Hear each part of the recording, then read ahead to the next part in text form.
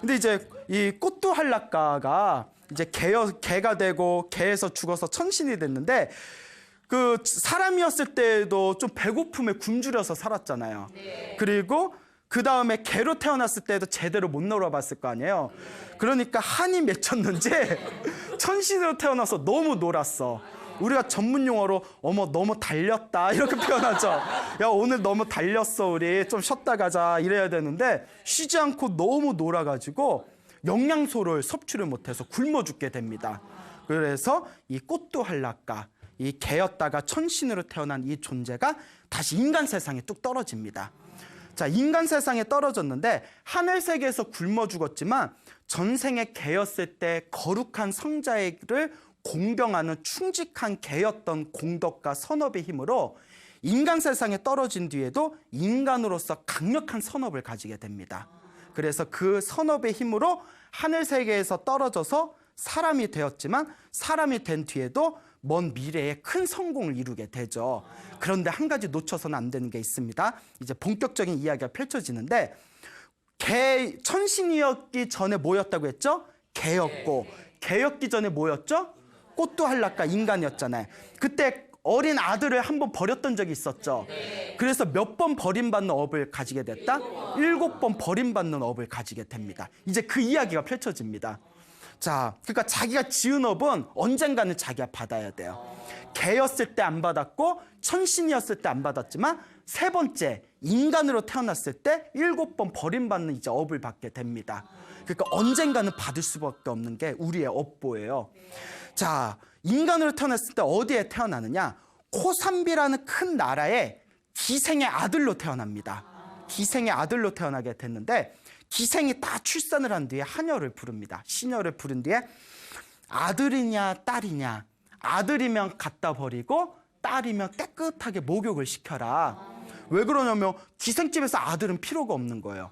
딸이어야 나중에 잘 키워서 엄마의 뒤를 이어서 무엇을 시킬 수가 있죠? 그렇죠. 기생을 시킬 수가 있는 겁니다. 무슨 말인지 알겠죠? 그러니까 아들이냐 딸이냐라고 이제 물어봤을 때 아들로 이제 태어난 거예요. 그 시녀가 아들입니다 하니까 에휴 불쌍하지만 할 수 없다. 낡은 광주리에 놨다가 놓아가지고 저 길에다 그냥 버려라라고 시킨 거예요. 그 첫 번째 버림을 받은 거죠. 자, 그러니까 시녀는 자기가 이제 주인 기생이 시키는 대로 광주리에 넣어가지고 길에다 딱 놨는데 이제 그때 길에다 딱 버리니까 까마귀하고 개들이 그 갓난 애기를 먹으려고 달려듭니다. 그러니까 뭐 짐승들이 뭐 알아요? 뭐 조그만 뭐 고기 덩어리 같은 조그만 애기가 있으니까 고기인데 움직이네 뭐 이러면서 말이 좀 잔인한가? 이렇게 이제 까마귀하고 개들이 씹어 먹으려고 하는데 먹었다 못 먹었다. 자, 7번 버림받아야 할 업이 있었지만 전생에 개였을 때 거룩한 깨달음을 얻은 성자를 공경하고 성자가 멀리 떠났을 때 애타게 울부짖으면서 그리워하고 죽은 그 강력한 선업의 힘으로 이 세상의 어떤 존재도 그 아기를 감히 해할 수가 없는 겁니다. 그러니까 7번 버림받은 것도 누구 업이에요? 자기 업이고 버려졌지만 그 어떤 존재도 그 아기에게 해를 끼치지 못하는 것도 누구 업이에요? 자기 업이죠. 이렇게 선업과 악업을 다 자기가 갖고 태어나는 거예요. 그러니까 그 까마귀하고 개들이 이렇게 먹으려고 해도 강력한 선업의 힘 때문에 가까이 가지 못했을 때 어느 남자가 가다가 아기가 놓여져 있는 걸 봅니다. 아니 누가 아기를 길에다 이렇게 버려 하고 이렇게 봤는데 아기를 보고 사랑에 빠집니다. 왜 아기를 보고 사랑에 빠졌냐? 그 아기가 너무나 복이 많은 애다 보니까. 그래서 그 애를 이제 데려가게 됩니다. 애를 이제 내가 집에서 키워야지 하고 남자가 데려갔는데 그 코산비라는 나라에 그 큰 벼슬자리에 있었던 재정관이 있었다고 합니다. 재정관이란 우리나라로 치면 무슨 영의정, 뭐 우의정, 좌의정 그런 큰 대신이에요. 그런 큰 높은 자리에 있는 대신을 재정관이라고 불렀는데 그 나라의 재정관이 그 하루는 그렇게 왕을 아련하기 위해서 궁전에 들어가게 됩니다. 궁전에 들어갔을 때 점을 치는 제사장을 만나게 돼요. 제사장을 딱 만나니까 제사장이 갑자기 재정관한테 오늘 하늘의 별자리에서 신기한 걸 보았습니다 이러는 거예요. 그래서 이제 재정관이 제사장에게 아니 무슨 별자리를 봤는데 신기합니까? 물어보니까 이 나라의 큰 재정관이 될 만한 큰 인물이 오늘 태어나는 별자리를 보았습니다. 이러는 거예요. 요 재정관이 깜짝 놀라서 내 아내가 지금 만삭인데 혹시 출산했나 하고 이제 집에 사람을 보냅니다. 그러니까 재정관님 아내께서는 아직 출산을 하지 않았습니다 하니까 재정관 고민에 빠져요. 자기의 뒤를 이어서 자기 아들이 재정관이 돼야 되는데 그 제사장이 하늘의 별자리에서 큰 인물이 하나 태어났다고 했잖아요. 재정관이 될 만한 큰 인물이 태어났다 그러니까 혹시 내가 나중에 아들을 낳으면 나중에 라이벌이 되는 게 아닐까 하는 두려움이 생기게 됩니다. 그래서 자기가 믿고 의지하는 하녀를 시켜서 야 오늘 갓난아기가 태어난 집안이 있는지 한번 샅샅이 이성을 뒤져봐라 시키니까 어느 기생의 아기를 오늘 낳았다는 걸, 아들을 낳았다는 걸 발견을 하게 됩니다. 그래서 그 아들이 어딨나 하고 찾아봤더니 어느 남자가 데려갔다는 걸 또 알게 돼요. 그 남자한테 찾아가서 그 우리 주인이신 재정관께서 요 아기를 정말 꼭 보고 싶다 하니까 이 아기를 저한테 넘겨주십시오 하고 흥정을 하게 됩니다. 그래서 뭐 그냥 넘길 수는 없고 그럼 뭐 얼마 드리겠습니다 하고 흥정을 하다가 나중에 1000냥을 주고 아기를 데려옵니다. 아기를 1000냥을 주고 데려와요. 그래서 이제 아기를 데리고 재정관한테 딱 갖다 주니까 재정관이 딱 보더니 방에서 키우고 있어라. 내 아내가 만약에 아이를 낳아서 딸을 낳으면 결혼을 시켜서 내 사위로 만들 거고 만약에 내 아들을 낳는다면 언젠가 내 아들과 라이벌이 될 수 있을 테니 그때는 이 아기를 죽여버려야겠다. 이런 생각을 하게 되죠. 자, 어쨌거나 이제 며칠을 기다리다가 그 재정관의 이제 부인이 출산을 하게 됐는데 딸을 낳았으면 사위가 될 수 있었을 텐데 안타깝게도 아들을 낳게 됩니다. 재정관이 이제 친아들을 딱 보면서 내 재정관의 이 큰 벼슬자리는 내 아들에게 낳아야 되는데 별자리의 운명에 의하면 저 이름 모를 아기가 재정관이 된다라는 예언이 있으니 언젠가 이 두 명이 라이벌이 될 수 있지 않겠냐. 그러니까 지금 싹을 잘라버려야 되겠다 생각을 하고는 하녀를 부릅니다. 하녀에게 언젠가 내 아들과 라이벌이 될 수 있으니 그냥 둘 수 없구나. 이 아기를 죽여버리자. 그러면 저 목장에 가면 수백 마리의 소가 있는데 아침마다 울타리를 열면 수백 마리의 소가 밖에 나와서 풀을 뜯는다. 그러니까 그 아기를 밤에 울타리 안에다 놓고 아침에 울타리가 열리면 소들이 나가면서 이 아기를 짓밟아 버릴 거 아니냐. 그러니까 그 아기를 거기 울타리 앞에다 놔라 이렇게 시키는 거예요. 자, 사람이 잔인해요.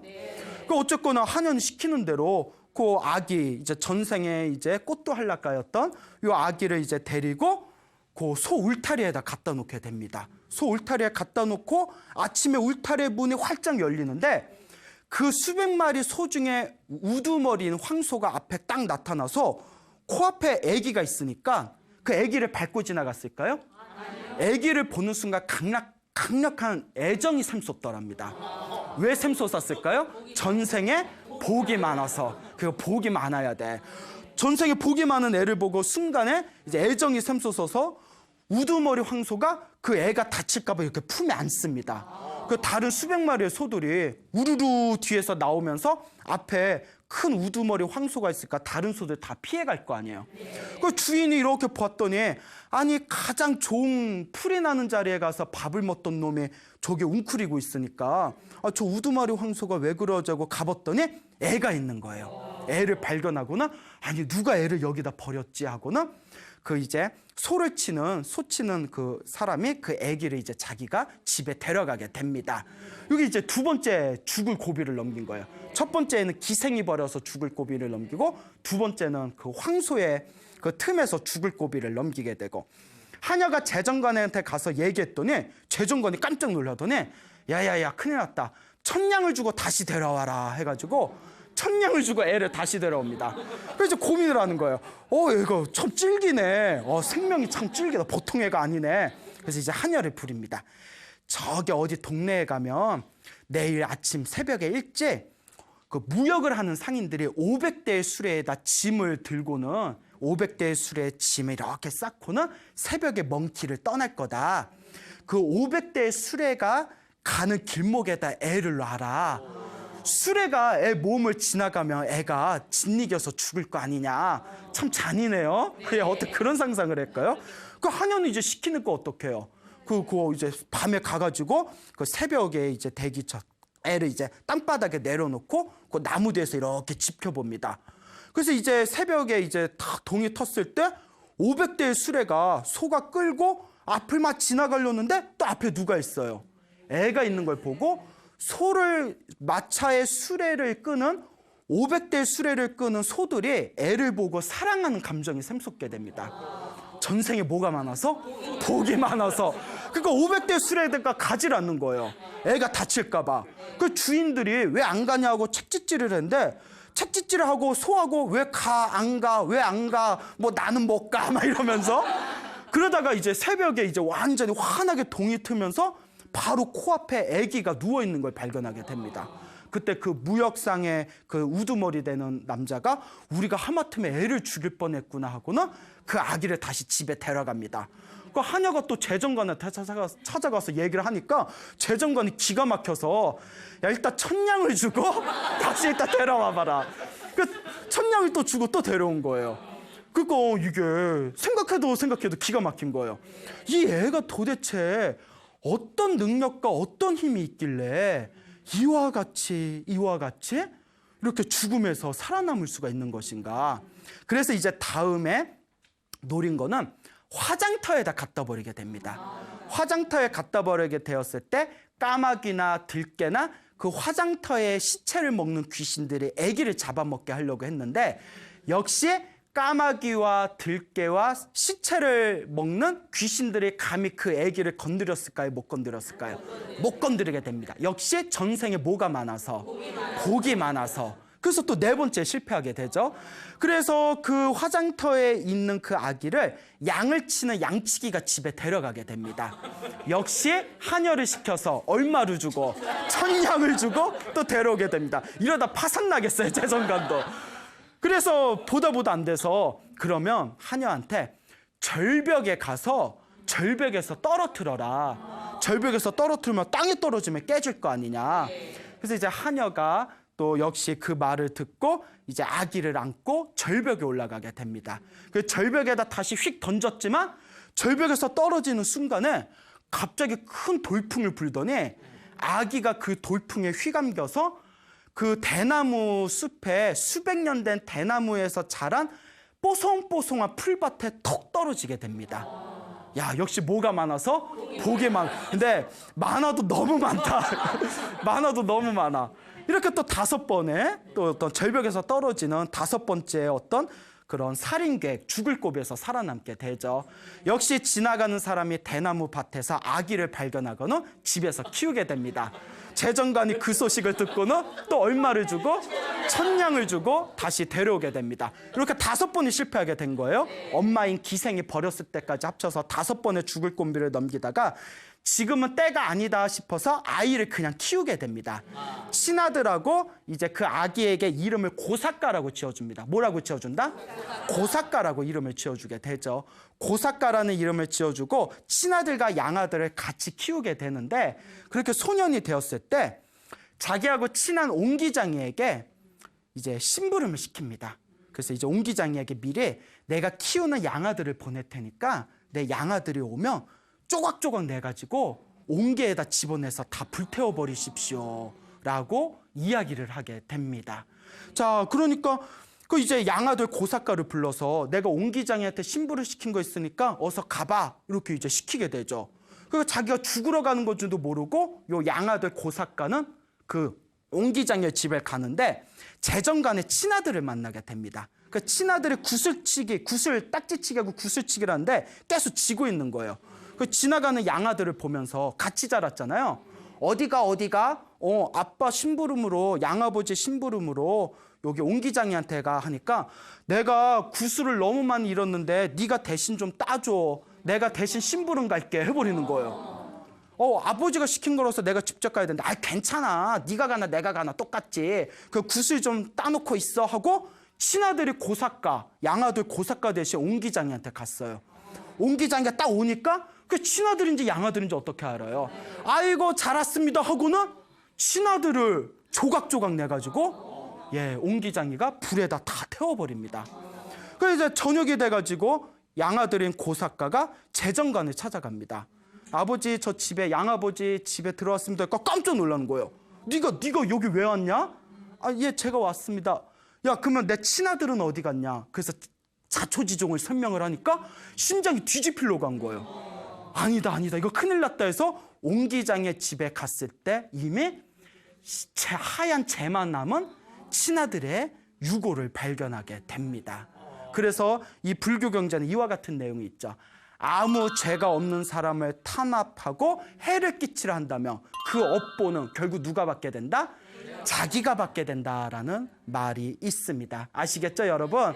자, 이렇게 6번의 실패를 통해서 결국 이 재정가는 너무나 화가 나가지고 마지막에는 먼 지방에 자기가 다스리는 마을을 대신 대리감독을 하고 있는 부하에게 자기의 양아들 고사가를 보내게 됩니다. 그 이제 편지를 보내게 되죠. 요 양아들 고사가를 죽여다오. 죽이면 내가 반드시 톡톡하게 이 은혜를 갚겠다라고 편지에다 써가지고 고사가를 부른 뒤에 이걸 저쪽 마을에서 내 성을 대신 다스리고 있는, 내 마을을 다스리고 있는 대리 감독에게, 내 부하에게 요 편지를 갖다 다오. 근데 고사가는 글을 알아요, 몰라요? 몰랍니다. 왜냐하면 언젠가 죽을랜데, 언젠가 내가 죽일랜데 싶어서 글을 안 가르쳐 줬대요. 근데 이 고사가가 하는 말이 그 먼 길인데 도시락이라도 싸가야 되지 않겠습니까? 하니까 도시락 싸갈 필요 없고 중간에 부잣집이 있으니까 그 친한 내 친구 부잣집에서 밥을 얻어먹고 가거라. 이렇게 이제 시키게 되죠.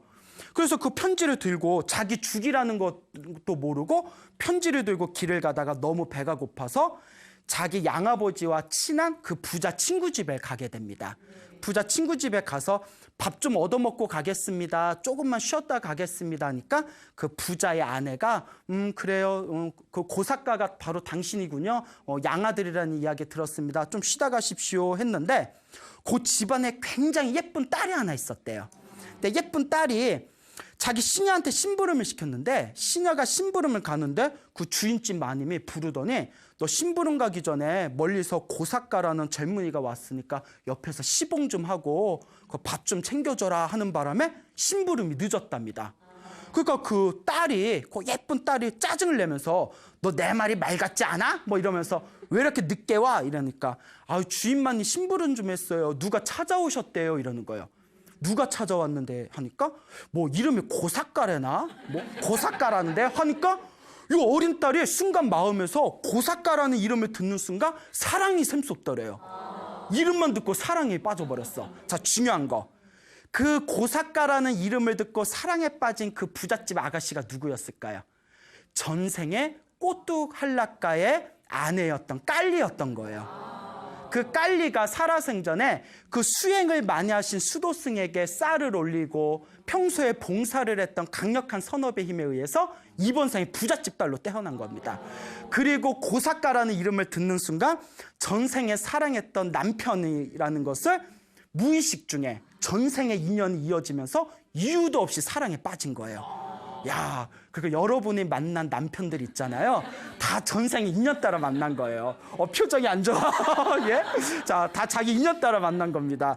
자, 그래서 이제 슬슬 마무리를 해야 되겠죠? 그래서 이제 그 고사가가 잠깐 잠자고 있는 방에 여자가 몰래 들어갑니다. 여자가 별나? 그래서 그 편지가 있길래 편지가 무슨 내용인가 봤더니 깜짝 놀란 거예요. 이 남자를 죽이라는 편지를, 자기 죽으라는 편지의 내용을 가지고 자기 죽으러 가는 것도 모르고 찾아가는구나. 그래서 자기가 몰래 편지를 고칩니다. 이 아이가 가면 그 다스리는 성을 다 주고 요 부잣집, 내 친한 친구 부잣집의 딸과 빨리 결혼을 시켜라. 예? 라고 이렇게 이제 당돌해 여자가 그렇게 이제 편지를 고친 뒤에 편지에 딱 놓고 시치미를 떼고 이제 자기 방으로 돌아갑니다. 그래서 이제 낮잠을 자고 일어난 고사가는 그 새롭게 고쳐진 편지를 들고 양아버지 재정관이 시킨 그 부하에게 가서 편지를 보내줬더니 그 부하가 싱긋 웃으면서 뜻대로 따르겠습니다 하면서 그 부잣집의 어린 딸, 전생에 꼬뚜한라가의 부인이었던 깔리와 결혼을 시키고 그렇게 100개의 마을에 선물을 주고 그렇게 큰 부귀와 영화를 누리게 해줍니다. 이 소식을 들은 재정관이 분노에 휩싸여서 하라는 건 안 하고 시키지 않은 건 왜 하냐 하다가 그 분노에 중병이 들어서 결국은 죽게 됩니다. 이것이 바로 고사카가 7번 버림받고 7번 버림받았지만 전생에 지었던 선업의 힘에 의해서 7번의 죽을 고비에서 살아나서 결국은 성공을 성취한 그런 불교의 인과 업보의 이야기가 되겠습니다. 여러분 이와 같습니다. 내가 지은 업은 반드시 누가 받는다? 내가 받습니다.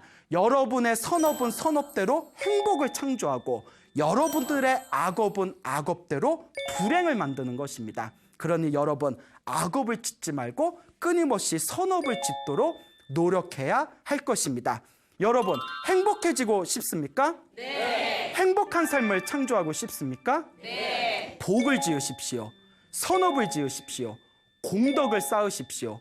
복과 선업과 공덕의 힘이 여러분들을 진정한 행복의 길로 이끌어 줄 것입니다. 여기서 마치겠습니다. 소중한 나 무한한 행복.